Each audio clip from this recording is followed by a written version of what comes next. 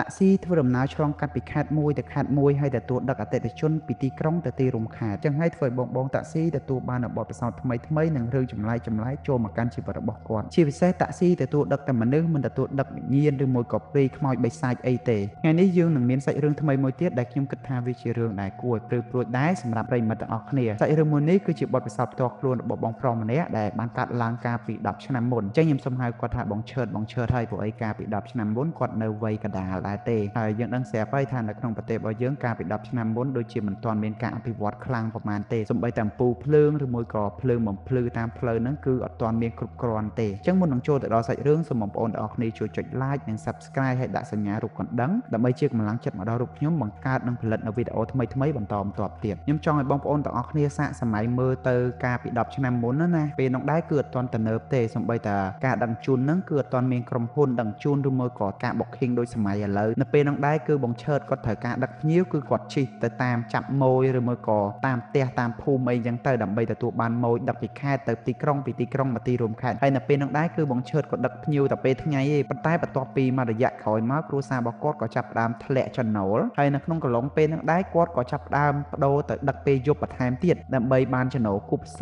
ំណាដើម្បីឲ្យគ្រួសាររបស់គាត់កាន់តែមានប្រាក់ចំណូលបន្ថែមហើយនៅថ្ងៃមួយនោះដែរបងឆើតក៏គាត់ចាប់ផ្ដើមបានចេញឡានទៅដឹកភ្ញៀវដូចសពមួយដងចឹងណាពេលហ្នឹងគឺគាត់ចេញនៅម៉ោង7អញ្ចឹងនៅក្នុងកំឡុងពេលដែលគាត់ចេញហ្នឹងគាត់ក៏ចាប់ម៉ូយតាមផ្លូវឬមួយក៏តាមផ្ទះមួយអញ្ចឹងទៅចាប់តាំងពីពេលដែលគាត់ចេញពីផ្ទះម៉ោង7ល្ងាចរហូតដល់ម៉ោង11យប់ហ្នឹងហើយគាត់ទទួលបានភ្ញៀវតែម្នាក់ឯងនៅពេលហ្នឹងហើយដែលគាត់ចាប់ផ្ដើមមានអារម្មណ៍ថាអស់កម្លាំងពេលហ្នឹងបងឆើតក៏បានបើកឡានចូលទៅកន្លែងប្រេងឥន្ធនៈមួយកន្លែងដើម្បីគាត់ឈប់សម្រាកណាពួកអីគាត់មានអារម្មណ៍ថាអស់កម្លាំងហើយមកមិនដល់ឲ្យបានភ្ញៀវតែម្នាក់អស់អញ្ចឹងគាត់ក៏បានញ៉ាំកាហ្វេហើយនឹងញ៉ាំភេសជ្ជៈអីខ្លះដើម្បីឲ្យគាត់មានអារម្មណ៍ថាស្រស់ស្រាយជាងមុនគាត់ក៏ចាប់ផ្ដើមបើកឡានចេញពីប្រេងឥន្ធនៈហ្នឹងពួកអីគាត់គិតថាគាត់អាចបន្តដំណើរទៅមុខទៀតណាពេលដែលគាត់បើកឡានហ្នឹងប្រហែលជាបាន2គីឡូដីគាត់ក៏បានទៅដល់កន្លែងចំណតបេនឡានគេហៅថាបេនឡានហ្នឹងឯងគាត់ក៏បានឃើញនារីម្នាក់ដែលវ័យកណ្ដាលដែរណានៅពេលដែលគាត់ក៏លេចឃើញនារីម្នាក់ហ្នឹងគាត់ក៏បានបើកឡានសម្ដៅទៅកាន់នារីហ្នឹងហើយនៅពេលដែលនារីម្នាក់ហ្នឹងគាត់បានឡើងមកដល់លើឡានហ្នឹងហើយគាត់អត់មានមាត់អីទាំងអស់ហើយនៅពេលដែលបងឆើតគាត់ចាប់ផ្ដើមសួរទៅកាន់នារីម្នាក់ហ្នឹងណាពួកអីគាត់ចង់ដឹងថាតើគាត់ចង់ធ្វើដំណើរទៅខាងណាដែរដើម្បីឲ្យងាយស្រួលគាត់ដឹកទៅពេលហ្នឹងឯងដែលនារីម្នាក់ហ្នឹងគាត់ប្រាប់កាន់បងឆើតណាប៉ុន្តែចម្លើយដែលបងឆើតគាត់ទទួលបានធ្វើឲ្យគាត់ស្រឡាំងកាំងទីតាំងដែលគាត់ប្រាប់មកកាន់បងឆើតហ្នឹងបងឆើតក៏បានដឹងស្រាប់ហើយថាតំបន់ដែលគាត់កំពុងតែប្រាប់ហ្នឹងនេះដែលគាត់ទទួលបានមកពីបងដែលរត់តាក់ស៊ីដូចគ្នាគាត់ប្រាប់ថា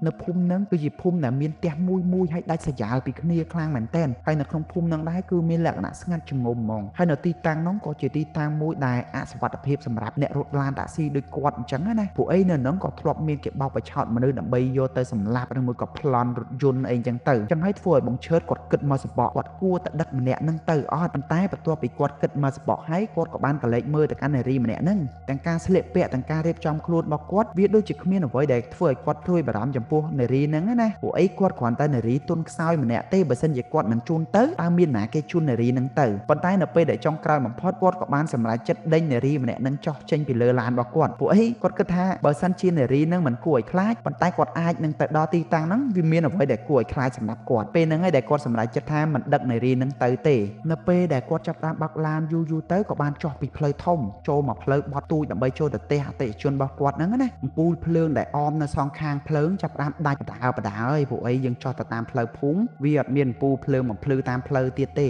េហើយគាត់ជួនពេលហ្នឹងសំបីតែពលឺប្រច័ណ្ឌក៏មានដែរធ្វើនៅតាមផ្លូវហ្នឹងមានលក្ខណៈងងឹតសូនឈឹងតែម្ដងមានតែអំពូលភ្លើងឡានដែលបានបំភ្លឺទៅតាមផ្លូវហ្នឹងឯងដែលធ្វើឲ្យគាត់ហ្នឹងអាចបើកបន្តទៅមុខទៀតបាននៅពេលដែលបើកយូរទៅវាហាក់បីដូចជាត្រជាក់សម្រាប់គាត់ណាពួកអីគាត់ប្រឡូកនៅក្នុងអាជីពហ្នឹងជាង10ឆ្នាំហើយតែមានអារម្មណ៍ថាចម្លែកដូចពេលហ្នឹងឯងអារម្មណ៍ចេះតែចម្លែកខួរក្បាលចេះតែគិតរវើរវាយតែឯងណាពួកឯងនៅតាមផ្លូវហាក់បីដូចជាស្ងប់ស្ងាត់ខ្លាំងមែនទែនពេលនឹងដែរគាត់ក៏បានកលែកឃើញអំពូលភ្លើងដែលបំភ្លឺតាមផ្លូវណាផុសឡើងម្ដងតិចធ្វើអារម្មណ៍របស់គាត់ចាប់ផ្ដើមធូរស្រាលជាងមុនហើយអ្នកដែលជិះនៅខាងក្រោយរបស់គាត់ក៏គាត់បានដឹងខ្លួនឡើងហើយគាត់ក៏គិតថាប្រហែលជាគាត់បានបើកមុនហ្នឹងដែលជាផ្លូវកាត់ហើយបានជាមានលក្ខណៈស្ងាត់បែបហ្នឹងហើយគាត់ក៏បានជូនភ្ញៀវហ្នឹងទៅដល់ខាងមុខផ្ទះតែម្ដងហើយបន្ទាប់ពីចុះហើយគាត់ក៏បានគិតលួយដូចធម្មតាអញ្ចឹងឯងទំពេចហ្នឹងអ្វី ដែលចម្លែកសម្រាប់គាត់ភ្ញៀវដែលចោះទៅហ្នឹងគាត់ប្រាប់ថាពេលដែលបងឯងត្រឡប់ទៅវិញបើមានណាគេហៅឈប់បងឯងកុំឈប់បងឯងគិតតែបើកទៅមុខទៀតទៅពេលហ្នឹងក៏គាត់មានអារម្មណ៍ថាចម្លែកសម្រាប់គាត់ហើយព្រោះអីមិនដែលមានភ្ញៀវណាប្រាប់គាត់បែបហ្នឹងទេ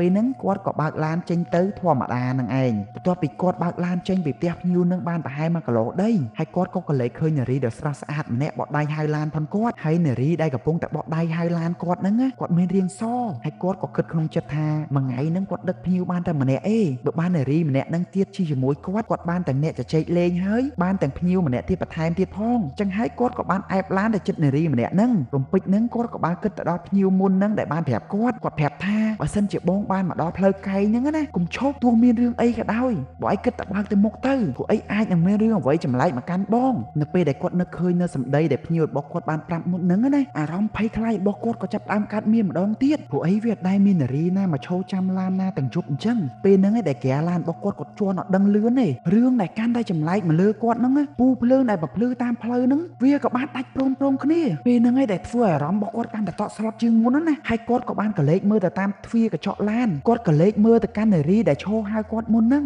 ប៉ុន្តែគាត់បានឃើញនារីហ្នឹងឈរនៅកន្លែងហ្នឹងទៀតទេប៉ុន្តែរំពេចហ្នឹងក៏ស្រាប់តែឮសំឡេងស្រែកឡើងសម្រែកយ៉ាងគួរឲ្យភ័យខ្លាចតែម្ដងធ្វើឲ្យគាត់កាន់តែតក់ស្លុតជាងមុនណាឡានរបស់គាត់ក៏ចាប់ផ្ដើមវេដូចជាឡានបែកកង់អញ្ចឹងណាគាត់ក៏ចង់ដឹងថាឡានរបស់គាត់មានរឿងអីកើតឡើងគាត់ក៏បានកលេចមើលទៅក្រោយម្ដងទៀតពេលហ្នឹងគាត់ក៏បានកលេចមើលឃើញនារីម្នាក់ដែលហៅគាត់មុនហ្នឹងណាតោងនៅកន្ទុយឡានផងគាត់ពេលហ្នឹងគាត់ថាព្រឺអស់ហើយសក់ក្បាំងគាត់នៅបន្តឮសំឡេងស្រែកហ្នឹងនៅជុំវិញពេញទៅជាផងគាត់តែម្ដងគាត់ថានៅពេលហ្នឹងគាត់ព្រៀបដូចជាមនុស្សឈួតចឹងគាត់គិតអីអត់ចេញទេគាត់ដឹងគុណម៉ែគុណពុកដើម្បីឲ្យជួយថែរក្សាគាត់ណាគាត់ហ៊ានសម្បីតែងាកមើលឆ្វេងមើលស្ដាំប៉ុន្តែគាត់តាំងអារម្មណ៍របស់គាត់ធ្វើយ៉ាងណាដើម្បីឲ្យតែទៅដល់ផ្ទះទៅគឺចប់ហើយពេលហ្នឹងគាត់គិតតែជន់ឡានជន់ហ្គារបស់គាត់ឲ្យតែទៅមុខទេបន្ទាប់ពីគាត់បានបើកឡានមកដល់ផ្លូវធំហើយហ្នឹងអារម្មណ៍របស់គាត់ក៏នៅតែមិនស្ងប់អញ្ចឹងដែរប៉ុន្តែយ៉ាងហោចណាស់ក៏គាត់មានអារម្មណ៍ធូរស្រាលជាងពេលមុនហ្នឹងដែរទោះបីជាសលេងហ្នឹងអត់មានលឺក៏ដោយប៉ុន្តែគាត់ដឹងតែបើកធ្វើមិនសម្ដៅឲ្យទៅដល់ផ្ទះសិនរហូតទាល់តែស្អែកឡើងព្រឹត្តិការណ៍ដែលបានកើតឡើងកាលពីយប់មិញហ្នឹងណាធ្វើឲ្យគាត់ដិតដាមនៅក្នុងចិត្តគាត់ចាប់ផ្ដើមធ្លាក់ខ្លួនឈឺ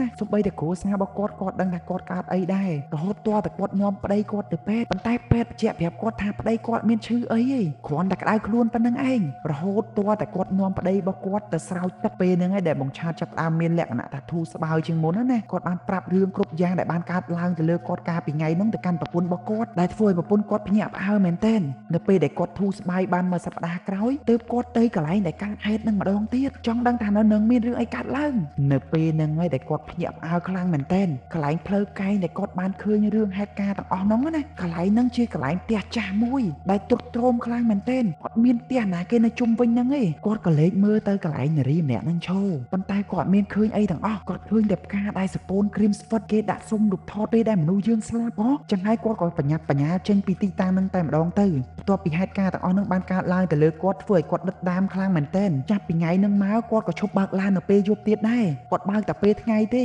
ព្រោះអីគាត់បានបញ្ជាក់ប្រាប់ថាអាព្រឹត្តិការណ៍ទាំងអស់ហ្នឹងឯងដែលធ្វើឲ្យគាត់ដិតដាមនៅក្នុងចិត្តហើយហេតុការណ៍ទាំងអស់ហ្នឹងបានធ្វើឲ្យគាត់ខាត់បងច្រើនខ្លាំងមែនទែនទាំងពេលវេលាទាំងលុយកាក់នៅពេលដែលគាត់ធ្លាក់ខ្លួនឈឺណាចំពោះរឿងរ៉ាវដែលបានកើតឡើងទាំងអស់នេះខ្ញុំសនំពោមិនឲ្យបងប្អូនទាំងអស់គ្នាជឿទាំងស្រុងទេព្រោះអីវាគ្រាន់តែជាបទពិសោធន៍មួយផ្នែកតូចដែលបានចែករំលែកពីកាន់បងប្រុសម្នាក់ចឹងហើយបងប្អូនទាំងអស់គ្នាអាចតែសិក្សាឬមួយក៏ស្រាវជ្រាវដោយខ្លួនឯងបានជាចុងក្រោយបងប្អូនទាំងអស់គ្នាកុំភ្លេចចុច like និង subscribe ហើយដាក់សញ្ញារូបកណ្ដឹងដើម្បីជាកម្លាំងចិត្តមកដល់រូបខ្ញុំបាទចែករំលែកនៅរឿងហេតុឬមួយក៏ព្រឹត្តិការណ៍ចម្លែកៗទៅកាន់បងប្អូនជាបន្តបន្ទាប់ទៀតសូមអរគុណ